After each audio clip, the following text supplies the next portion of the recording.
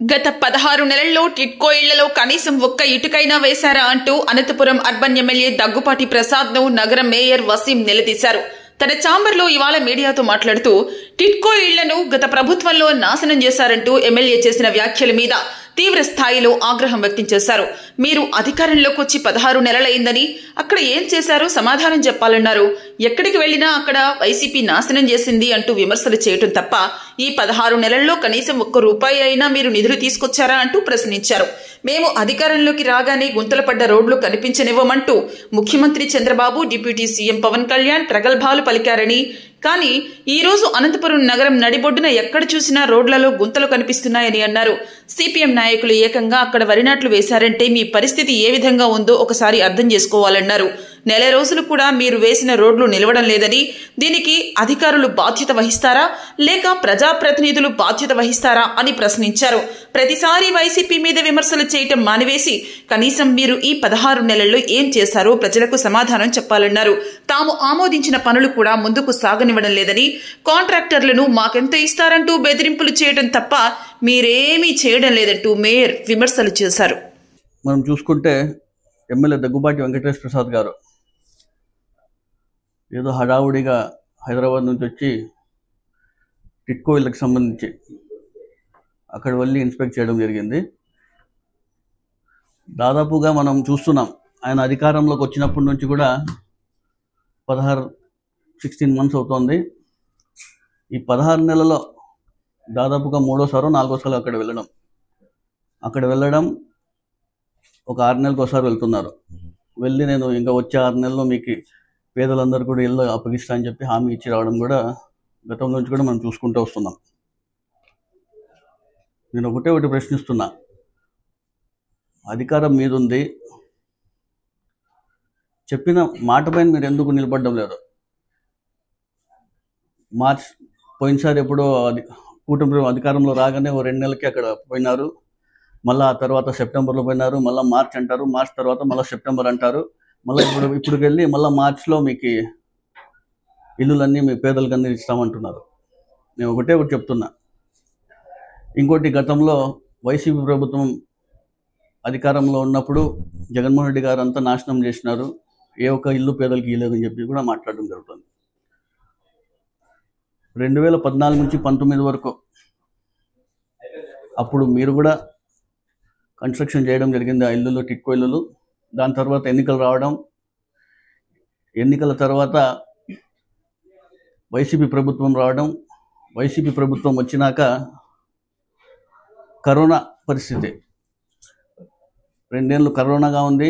ఆ 2 సంవత్సరాలు కరోనా అయిన తర్వాత కొన్ని అభివృద్ధి కార్యక్రమాలు కూడా చేయడం జరిగింది. కేవలం రంగులు మాత్రమే వేసినామని చెప్పి అక్కడ కూడా అవాస్తవాలు మాట్లాడుతున్న విషయం కూడా ఒకసారి ప్రజలందరూ గమనించాలి. ఇప్పుడు కూడా నేను చెప్తున్నాను, 16 నెలలు అయింది. ఈ 16 నెలల కాలంలో మీరు ఏ ఒక్క పిల్లనా అక్కడ పెట్టారా? గత ప్రభుత్వంలో ఒక కిటికీ కూడా వేయలేదు, ఒక మురుగు కాలువ కూడా వేయలేదని చెప్పి ఎమ్మెల్యే గారు నిన్న వైసీపీ పైన విమర్శించడం జరుగుతుంది. కిటికీ కావచ్చు, మురుగు కాలువ కావచ్చు, అది ఎండింగ్ స్టేజ్లో వేయడం అనేది ఆయనకు తెలుసలేదో అది కూడా తెలుసుకోవాలని తెలియజేస్తున్నాను.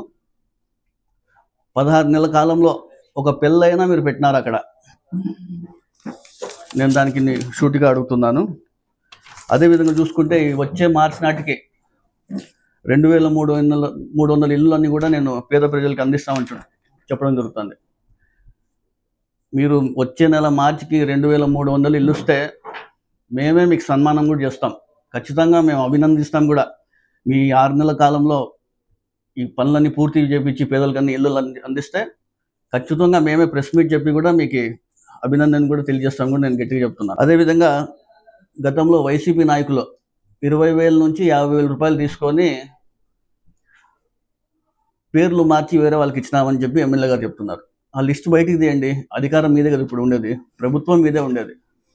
ఊరికే అవాస్తవాలు మాట్లాడేది, ప్రజలకు మభ్యపెట్టే మాటలు మాట్లాడితే మాత్రం మేము అనేక సార్లు చెప్పడం జరిగింది. మీకు ఏదైనా కూడా వాస్తవాలు మాట్లాడింది మేము కూడా దానికి స్వీకరిస్తాం తప్ప మీరు ఏవో అవాస్తవాలను మాట్లాడి డబ్బులన్నీ తినేసినారు, వైసీపీ వాళ్ళు నాశనం చేసినారని చెప్తే మాత్రం మేము చూస్తూ ఊరుకోవడం కూడా మీకు పదే కూడా చెప్పడం జరుగుతుంది. 16 నెలల్లో ఎమ్మెల్యే గారు అనేక హామీలు ఇవ్వడం జరిగింది. ఎక్కడ వెళ్ళినా కూడా మేము అదే అభివృద్ధి కార్యక్రమాలు చేసేస్తాం, ప్రొటెక్షన్ వాళ్ళని తీసుకొచ్చేస్తాం, అండర్ గ్రౌండ్ డ్రైనేజ్ అయిపోతుంది, అనేక రోడ్లు వేసాము, అనేకటువంటి కూడా చెప్పడం జరుగుతుంది. ఈరోజు నేను ఇప్పుడు చెప్తున్నాను, 16 నెలలు అయింది. ఏ ఒక కార్యక్రమమైనా మీరు చెప్పింది పూర్తి చేసినారా? కేవలం ప్రజలకు మబ్బ పెడుతున్నారు తప్ప ఏ ఒక్క కార్యక్రమానికి పూర్తి చేయని విషయం కూడా ప్రజలందరూ కూడా ఒకసారి గమనించాలని తెలియజేస్తున్నాను. ఈరోజు మన నగరపాలక సంస్థలో చూసుకుంటే కూటమి ప్రభుత్వం వచ్చినాక ఈరోజు అనేక పనులను కూడా మేము ఆమోదించడం జరిగింది. కానీ పనులు మాత్రం ముందుకు పోవడం లేదు. ఏ ఒక్క పని కూడా ముందుకు సాగడం లేదు. కాంట్రాక్టర్లు టెండర్లు వేసుకుంటున్నారు. టెండర్లు వేసుకున్న తర్వాత కొంతమంది కాంట్రాక్టర్లు పనులు ప్రారంభిస్తే మరి కొంతమంది పనులు ప్రారంభించిన తర్వాత మధ్యలో ఆపేస్తున్నారు. మరి కొంతమంది కాంట్రాక్టర్లు చూస్తే మేము పనే మొదలు పెట్టమంటున్నారు. మరి కొన్ని చోట్ల చూస్తే కాంట్రాక్టర్లు మెటీరియల్ అంతా తోలిన తర్వాత ఈ మన కాలంలో మనం చూసుకుంటే 9వ డివిజన్ 11వ డివిజన్లో చూసుకుంటే మెటీరియల్ అంతా తోలినారు. కానీ ప్రజాప్రతినిధికి సంబంధించిన కొంత మనుషులు అధికారులకు చెప్పి ఆ పనులు చేయకూడదని చెప్పి అడ్డుకుంటున్నారంట. ఇది ఎక్కడైనా చూసినాం. ఎంత దౌర్భాగ్య పరిస్థితి ఉన్నారంటే మన అనంతపురం నగరంలో అనేక కోట్ల రూపాయలు ఈరోజు ఆమోదించడం జరిగింది.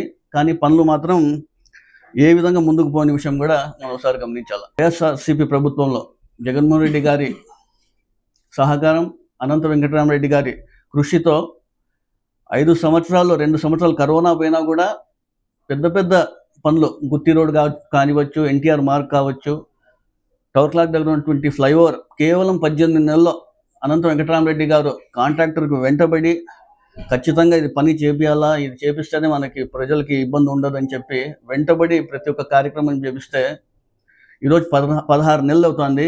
ఏ ఒక్క కార్యక్రమం, ఏ ఒక్క రోడ్ అయినా మీరు పూర్తి చేసినారని మీ అందరికీ తెలియజేస్తున్నాను. కేవలం భూమి పూజలకు వెళ్ళడము, ఏదో ఫోటోషూట్లకు వెళ్ళినట్టు ప్రచారం చేసుకోవడం తప్ప ఏ ఒక్క కార్యక్రమం కూడా ముందుకు పోవడం విషయం కూడా ప్రజలందరూ కూడా ఒకసారి గమనించాలని కూడా మేము తెలియజేస్తున్నాను.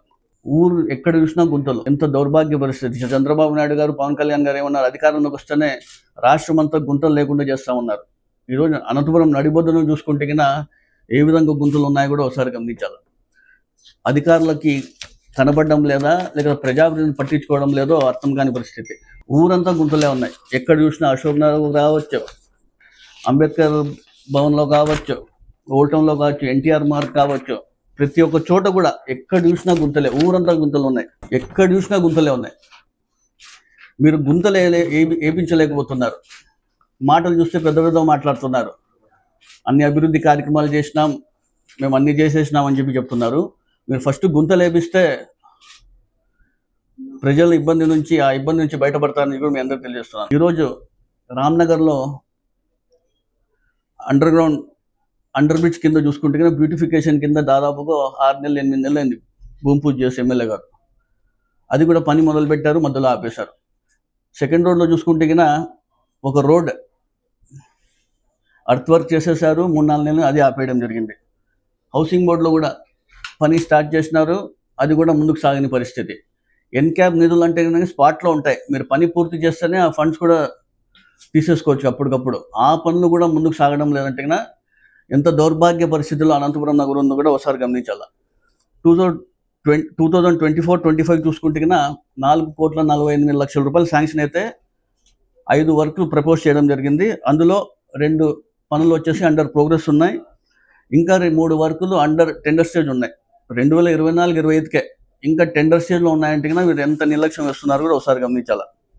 ఇంకోటి చూసుకుంటే కన్నా 2025-26 సంబంధించి 6,73,00,000 రూపాయలు ఉంటే కన్నా అమౌంట్ శాంక్షన్ చేస్తే ఇప్పుడు వరకు వర్క్స్ ఏవనేది కూడా ఐడెంటిఫై చేయకుండా ప్రపోజ్ చేయని దౌర్భాగ్య పరిస్థితి. ఈరోజు ఎమ్మెల్యే గారు ఒకటి మాట అంటారు ఎప్పుడు, ఎక్కడ ఏ ప్రోగ్రాం పోయినా, హాస్పిటల్ పోయినా గతంలో హాస్పిటల్ అంతా నాశనం చేసినారు అంటారు. ఇప్పుడు మీరు ఆరోగ్యశ్రీకి సంబంధించి నిధులన్నీ కేటాయిస్తే సక్రమంలో ఎవరు నాశనం చేసినారో అన్నీ తెలుస్తాయి. క్రిటికల్ కేర్ యూనిట్ 20 కోట్ల రూపాయలతో సూపర్ స్పెషాలిటీ హాస్పిటల్ తీసుకురావడం జరిగింది. ఇప్పుడు ఎవరు నాశనం చేసినారు? ఇప్పుడు మేము నాశనం చేసినామా, వీళ్ళు నాశనం చేసినారో ప్రజలకే తెలుసు. టిట్కో ఇళ్ళ దగ్గర పోతే అక్కడ వైసీపీ ప్రభుత్వంలో నాశనం చేసినామంటాడు. తర్వాత ఎక్కడ ఏ అభివృద్ధి కార్యక్రమాల్లో పూజకు పోయినా వైసీపీ గతంలో నాశనం చేసినారంటారు. ఈరోజు అనంతపురం నగరం ఏ విధంగా నాశనం అవుతుందో కూడా అందరికి తెలిసిన విషయమే. ఈరోజు కబ్జాలు గురవుతుంది అనంతపురం. ఎప్పుడైనా నాశనం అయ్యేది, కబ్జాలు గురైంది ఎప్పుడైనా విన్నారా? లేకపోతే ఈ కాలంలో 16 నెలల్లో ఎన్ని కబ్జాలు గురైన విషయం కూడా ఒకసారి గమనించాలా. నేను ఇవి కొత్తగా ఇప్పుడే 2-3 జరిగిన సంఘటనలు చెప్తున్నాను. శారదా నగర్లోని ఒకటి పార్క్ పక్కన ఉన్నటువంటి ఓపెన్ సైట్కి దాదాపుగా మా హయాంలో అంతా దాన్ని మేము కాపాడుకుంటూ వస్తే కొన్ని తెలియని వ్యక్తులు వచ్చేసి దానికి ఇది కాజేయాలని చూశారు. మేము కలెక్టర్ దృష్టికి, కమిషనర్ దృష్టికి, టౌన్ ప్లానింగ్ దృష్టికి తీసుకెళ్లడంతో దాన్ని మేము ఆపే పరిస్థితి. ఇప్పుడు అక్కడ this site belongs to AMC కూడా వేయడం జరిగింది. అదేవిధంగా శారదా నగర్లోనే ఒకటి కూటమి నాయకుల అండదండాలతో వారసులు ఉన్న కూడా మరొకరి పేరుతో జీపీఏ చేయించి అది కాజేయాలని చూశారు. అది కూడా ఇప్పటి వరకు ఆ అధికారులపైన చర్యలు తీసుకోలేనంటే కన్నా దీని వెనుక ప్రజాప్రతినిధులు ఉన్నారా, కూటమి నేతల హస్తం ఉందో కూడా మనకు తెలియని పరిస్థితి. అదేవిధంగా కోట్ రోడ్లో చూసుకుంటే కన్నా గుల్జార్పేటలో మురుగు కాలువ స్కావెంజర్లకు సంబంధించి కూడా అవి కూడా ఆక్రమిస్తున్నారంటే ఈరోజు ఎంత దౌర్భాగ్య పరిస్థితుల్లో మన కూటమి ప్రభుత్వం వ్యవహరిస్తుందో కూడా విషయాలు మనం కూడా ఒకసారి గమనించాలి. దాన్ని కూడా మేము ఇప్పటి వరకు అయితే ఆపినాం. రాబోయే రోజుల్లో ఏం చేస్తారో కూడా మాకు తెలియదు. పనులు ముందుకు సాగడం లేదు. ఏమన్నా అంటే కన్నా పాలకవర్గం మీదే ఉంది కదా, కార్పొరేటర్ మీ వాళ్ళే ఉన్నారు, మున్సిపాలిటీ అంతా మీరే ఎందుకు పని చేయడం లేదంటే మీరు అధికారులకు అనేక సార్లు చెప్పడం జరుగుతుంది, కాంట్రాక్టర్లకు పిలిపించి కూడా పదే చెప్పడం జరుగుతుంది. కానీ పనులు మాత్రం ముందుకు పోవడం లేదు. ఎందుకంటే దీని వెనక కక్ష సాధింపుతో చేస్తున్నారా, లేకపోతే మేము చెప్పిన పనులు వాళ్ళకి ప్రజాప్రతినిధులు ఉండే కూటమి ప్రభుత్వానికి ఉండే ప్రజాప్రతినిధులు ఏమైనా అడ్డుపడుతున్నారు విషయం కూడా ప్రజలే గమనించాలని చెప్పి నేను మరోసారి కోరుతున్నాను.